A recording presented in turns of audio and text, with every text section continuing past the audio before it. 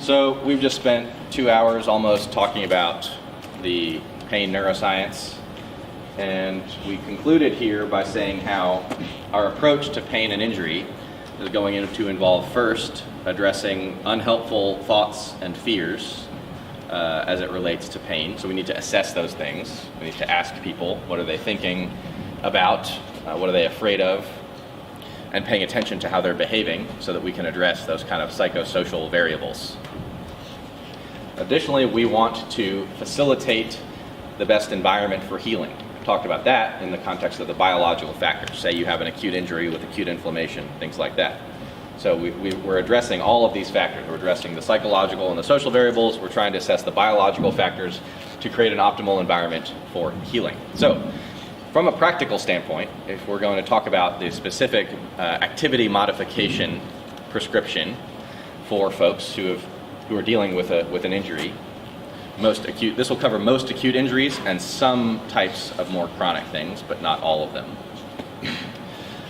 Particularly in barbell lifters, athletes like you all who will be training in the gym or who you might be coaching yourselves. So somebody complains of some sort of pain in the gym. What are we going to do about it? Well, first is reassurance, telling people to not freak out, right? Because freaking out is all those unhelpful thoughts and fears that we just spent a lot of time talking about. So reassurance, getting them to not freak out is really, really important. Just assess the situation real quick, make sure there aren't any of those red flag signs that we've talked about, something that's very concerning, which is extremely unlikely to happen, And then we need to talk about how are we going to move forward with, again, introducing movement in a non-threatening context. That was our key. Reintroducing movement in a non-threatening context. That means that we don't want to keep hammering movement patterns that increasingly piss off whatever is irritated. We want to desensitize things, not worsen the sensitization. So we want to desensitize them. So the first question, let's take an example of a lift. Let's say that you have some sort of pain when you squat. Let's say that it's back pain when you squat, or hip pain when you squat, or knee pain when you squat. Take your pick, whatever. The first question that we're going to ask is, well, is there a weight that you can use on the squat that does not hurt? Because I'll have people who come after this sort of thing all the time and they'll say, well, I loaded up 225 and it hurt. It's like, there's like other options below 225, right? It's okay to go down if you have to. What happens if you squat 135? What happens if you squat 95? What happens with the empty bar? Body weight. Is there a weight that you can move through that full range of motion without pain? So that's the first. After reassurance and assessment, load. Because if there is a weight you can squat through the full range of motion without pain, number one, that's super reassuring to me. It's like, cool, you can still do a squat. No real problem here. You're just sensitive to that movement above a certain load. So let's just take it down, see what happens. And then just work your way back up. The dose of stress on the way back up is probably going to vary from person to person. But I would start fairly conservatively. There's no need to smash someone with a ton of training volume just because the weight is light here. Because then you can contribute to some other sort of new thing that developed if they're unadapted to that level of training volume, right? But if they can reduce the load and move through that full range of motion, you feel pretty darn good that they're going to be fine and get better and get back to normal activity in fairly short order. Let's say you take him down to 135, it hurts. You take him down to 95, it hurts. You take him down to the empty bar, it hurts. You do a body weight squat and say, nope, nope, nope, nope, nope. Every one of them hurts. Well, then my next question is, where does it hurt when you do it? I would probably ask, where does it hurt earlier in this sequence? But this is where that becomes relevant. So where does it hurt? It's, it hurts, right when I'm in the bottom, hitting depth. Like, oh, well, that's easy then. Let's just cut that part out.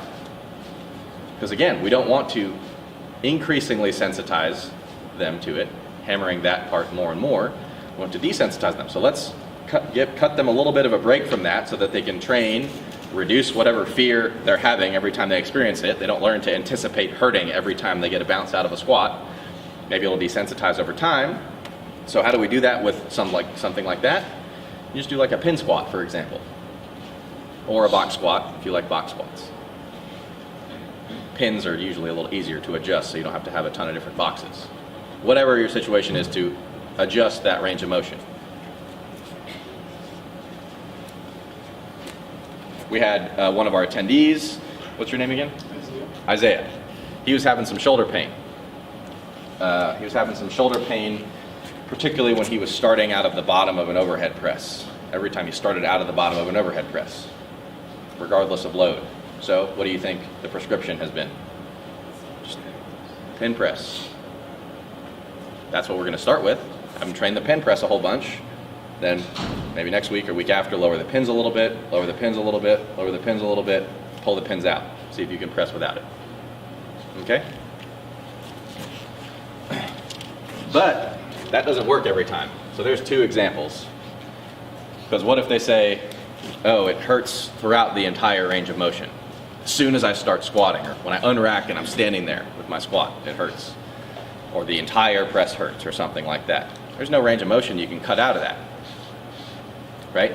So you see how we're kind of moving as little as we can away from the parent lift. But if we can't use the parent lift with a reduced range of motion, then we kind of have to do something else now, right?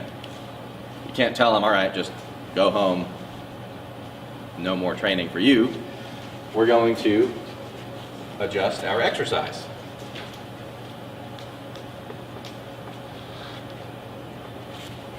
Because you may be particularly sensitive to that specific exercise that you're doing.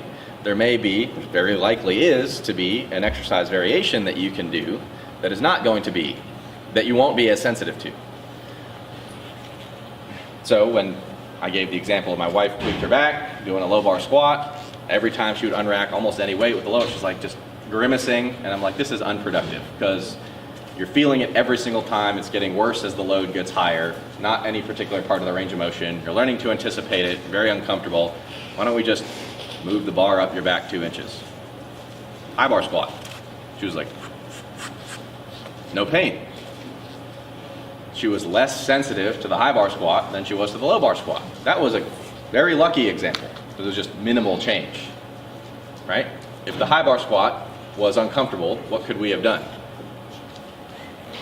Front squat. She may be less sensitive to that, changes in all the different angles that your joints and body go through. What if front squat was uncomfortable? What could you do? Sorry? Belt squat. Yeah, particularly if it's back pain, right? Effectively unload the back segment and see if they can still belt squat. That would be an example. What if the belt squat hurt? Now you have to start getting creative. Probably leg press. But you see how this works. You can kind of think about, we talk about like the spectrum of exercise selection, exercise specificity, right? So all you need to do is just work your way backwards down that line of exercise specificity, going one step further away from the main lift until you find one they can tolerate. Train that for a little while, then jump up one rung. So if she was able to train the front squat for a little while, felt good, what would be my next step to get her back to normal? Probably put high bar, yeah. Train that for, if that goes great for a session, then maybe the next time I feel confident enough to just, hey, all right, let's go back to the main low bar squat you're doing. If she's like kind of in between, but it's tolerable, once she warms up, she feels better, I'm like, all right, let's stick with this for a little while. It's not doing anything magic, right? We're just finding things she can train, or whoever the trainee is can train. And along the way, not only are we still training fairly productively, but we're also doing this. We're doing reassurance by continuing to train. They're learning that it's okay to keep moving, that it's okay to keep doing this movement pattern. They're becoming more confident. They are actually taking charge of their own symptoms, self-efficacy, autonomy. I'm not telling them, hey, you need to go get dry needled to get this fixed. You can take care of this yourself. You don't even need me, because now you know how to do this. You know what I mean? Questions about this kind of process? this is kind of the standard prescription that we're working down when we have most injuries in the gym. This generally works a lot of the time. There are some types of injuries that this won't necessarily work for. One of the more difficult ones that this will not always work for is a tendinopathy, particularly a more chronic tendinopathy will be more complex to manage. But again, remember, most acute things heal in a couple weeks. And so this might not even be doing anything in particular to facilitate healing. You may be healing on your own, and we're just finding a way to continue training in the meantime. Regression to the mean, you know? Either way, training is better than not training. That's what we say, right?